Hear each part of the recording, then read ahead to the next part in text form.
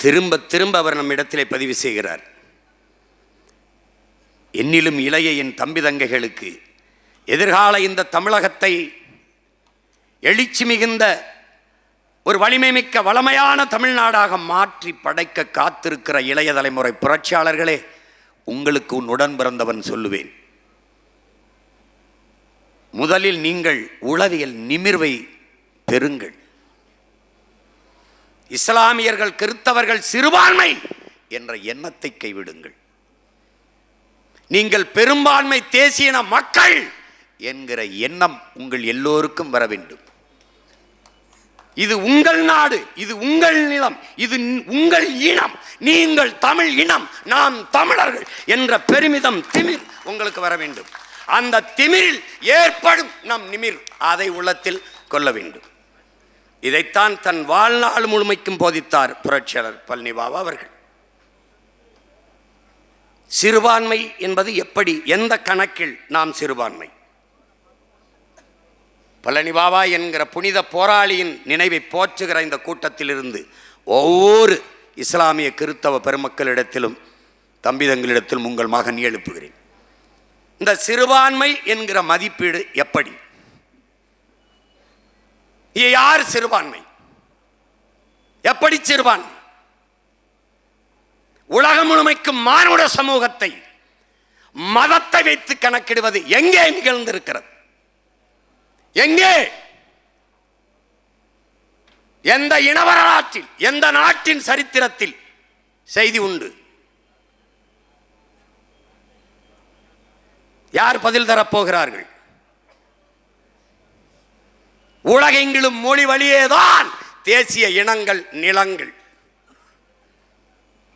ஐரோப்பா முழுமைக்கும் ஒரே மதம் கிறிஸ்தவம், ஒரே சமயம் கிறிஸ்தவம். பிறகு எதற்கு அத்தனை நாடுகள்? எதற்கு நார்வே, எதற்கு சுவிஸ், எதற்கு டென்மார்க், எதற்கு ஜெர்மன், எதற்கு பிரான்ஸ், எதற்கு ஸ்வீடன்? எதற்காக? அவன் மொழி வேறு, என் மொழி வேறு, வழிபாடு வேறு, இறை வேறு, இறை ஒன்று, வழிபாடு வேறு, மொழி இனம் வேறு. வெகு தூரம் செல்ல வேண்டியதில்லை என் உடன் பிறந்தார்களே. இந்திய இந்த நிலப்பரப்பில் இருந்து பாகிஸ்தான் ஏன் பிரிந்தது? மார்க்கம், மதம், சமயம். ஓர் இறை, ஏக இறைவன் அல்லாஹ், ஒரே வழி, நபிகளின் மொழி. பிரிந்தார்கள், சென்றார்கள். பிறகு எதற்காக பாகிஸ்தான் பிறந்தது, பங்களாதேஷ் பிறந்தது, பிரிந்தது? இதுதான் நாங்கள் எழுப்புகிற கேள்வி. முகமது அலி ஜின்னா தலைமையிலே விடுதலை பெற்று சென்ற மக்கள் உருது ஆட்சி மொழி என்றார்கள். டாக்கா பல்கலைக்கழகத்திலே படித்துக் கொண்டிருந்த முஜிபுர் ரஹ்மானும் அவன் நண்பர்களும் எங்கள் மொழி வங்க மொழி என்னானது என்று எழுப்பினார்கள். நன்றாக கவனித்துக் கொள்ளுங்கள் என் உடன் பிறந்தார்களே. மார்க்கம் ஒன்றுதான், இறை ஒன்றுதான். ஆனால் நீ உருது, நான் வங்காளி. இங்கே மொழி வழியேதான் நிலங்கள், இனங்கள். இந்தியா இத்தனை மாநிலங்களாக பிளந்தது, பிரிந்தது ஏன்?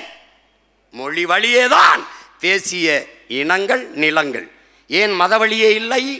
ஏன் சாதி வழியே இல்லை? இல்லை, இருக்க முடியாது. இது வரலாறு, இங்கில்லை, உலகெங்கும். இதுதான் சரித்திரம். நான் இஸ்லாமியன், அவன் அரேபியன், அவன் உருது, அவன் வங்காளி, நான் தமிழன், நான் தமிழன். இந்த நிலத்திலே என்னரும் இஸ்லாமிய சொந்தங்களுக்கு இரண்டு தலைவர்கள் தான். ஒருவன் மகத்தான தலைவன், நம் உயிர் தாத்தா கண்ணியமிக்க காயிது மில்லத்தவர்கள்.